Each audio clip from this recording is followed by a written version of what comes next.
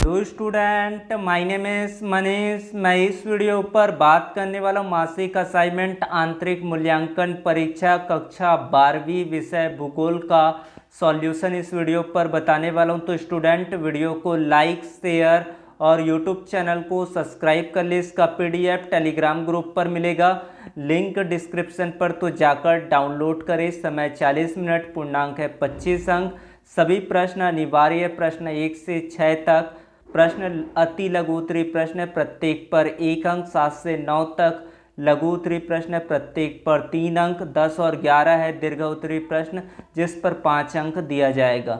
सबसे पहले बात करते हैं अति लघु उत्तरीय प्रश्न। मानव विकास की संकल्पना कब और किसने प्रस्तुत की? मानव विकास सूचकांक का निर्माण डॉक्टर महबूब उल हक ने 1990 में किया था। निम्न मानव सूचकांक मूल्य वाले कोई 2 देशों के नाम बताना। Nigeria, Sierra Leone, Burkina Faso.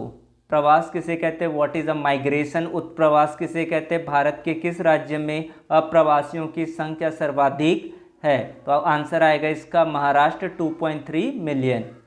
Bharat के किस राज्य में स्त्री साक्षरता दर निम्न है? तो 2011 जनगणना के अनुसार बिहार। मानव विकास के 3 स्तंभों का वर्णन करना है। प्रवास के सामाजिक जानकी परिणाम क्या है उसको बताना है। रेखीय प्रतिरूप का चित्र बनाकर 2 विशेषताएं लिखना है। ग्रामीण बस्ती की स्थिति को प्रभावित करने वाले 3 कारक। मानव विकास क्यों आवश्यक है स्पष्ट करना है। तो 11 प्रश्न यहाँ पर दिए गए, पूरे 11 प्रश्नों का उत्तर हम लोग देखेंगे। सबसे पहले बात करते हैं कि प्रवास क्या होता है। प्रवास स्थान एवं समय के संदर्भ में जनसंख्या के पूर्ण वितरण का एक अभिन्न अंग होने के साथ साथ एक महत्वपूर्ण कारक है। उसके बाद उत्प्रवास क्या होता है? तो जिस स्थान को छोड़कर मनुष्य अन्य स्थानों पर चले जाते हैं उस स्थान के संदर्भ में प्रवास को उत्प्रवास कहते हैं।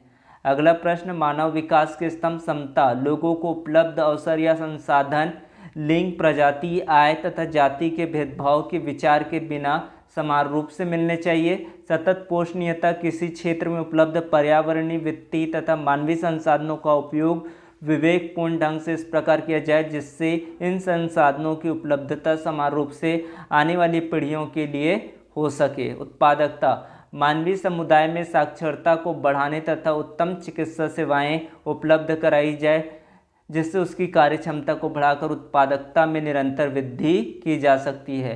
प्रवास के सामाजिक कारण है नवीन प्रौद्योगिक, परिवार कल्याण, बालिका शिक्षा आदि नए विचारों का ग्रामीण क्षेत्रों में प्रसार होता है। विविध संस्कृतियों का अंतर्मिश्रण होता है। प्रवास लोगों को अपराध जैसी असामाजिक क्रियाओं में फंसा देता है।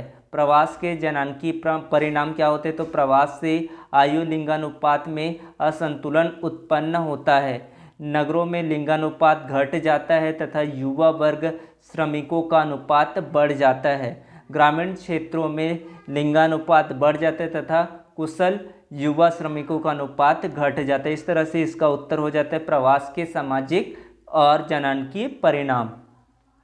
उसके बाद बात करते हैं 9वां, रेखीय प्रतिरूप को पहले बताना है, 2 विशेषताएं बताना है। तो पहली विशेषता, जब गांव किसी नदी, नहर या सड़क के किनारे बसा होता है तो उसका प्रतिरूप रेखीय होता है।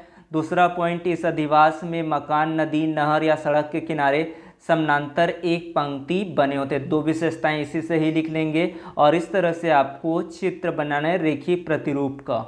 उसके बाद अगला है, ग्रामीण बस्तियों के प्रकार का निर्धारण निम्नलिखित कारकों द्वारा होता है। भौतिक कारक, बस्तियों के प्रकार प्रायः भौतिक कारकों द्वारा निर्धारित होते हैं। उच्चावच, ऊंचाई, अफवाह तंत्र, भौम जल स्तर तथा जलवायु एवं मृदा एक महत्वपूर्ण भूमिका निभाते हैं। सांस्कृतिक कारक, इनमें जनजातीयता, संप्रदाय, जाति, वर्ग बस्तियों के विन्यास पर प्रभाव डालते हैं। प्रायः गांव के मध्य में भूस्वामियों के मकान होते हैं। ऐतिहासिक कारक, उत्तरी भारत के मैदानों से बाहर आक्रमण होते रहते हैं। इन आक्रमणों से बचने के लिए प्रायः संहित बस्तियां पाई जाती है। इस तरह से आपको प्रभावित करने वाले कारक को, पहला भौतिक कारक, दूसरा सांस्कृतिक कारक, तीसरा है ऐतिहासिक कारक, तीनों के बारे में आपको ब्रीफ में एक्सप्लेन करना है। उसके बाद अगला है, मानव विकास निम्नलिखित कारणों से अनिवार्य आर्थिक, सामाजिक अथवा भौतिक हर प्रकार के विकास का अंतिम लक्ष्य मानव जीवन की दशाओं को सुधारने तथा लोगों के लिए विकल्पों को बढ़ाना है। मानव विकास के परिणाम स्वरूप प्रजनन की गति धीमी होती है, जिससे परिवारों का आकार छोटा करने में सहायता मिलती है। मानव विकास भौतिक पर्यावरण के संरक्षण में सहायक सिद्ध होता है। विकास होने और गरीबी घटने से वनों का अवैध कटान, मृदा अपरदन तथा मरुस्थलीकरण का बढ़ना कम हो जाता है। उसके बाद चौथा है जीवन सम्मुत दशाएं और गरीबी की कमी सभ्य, स्वस्थ और तार्किक समाज की रचना में सहायक होती है।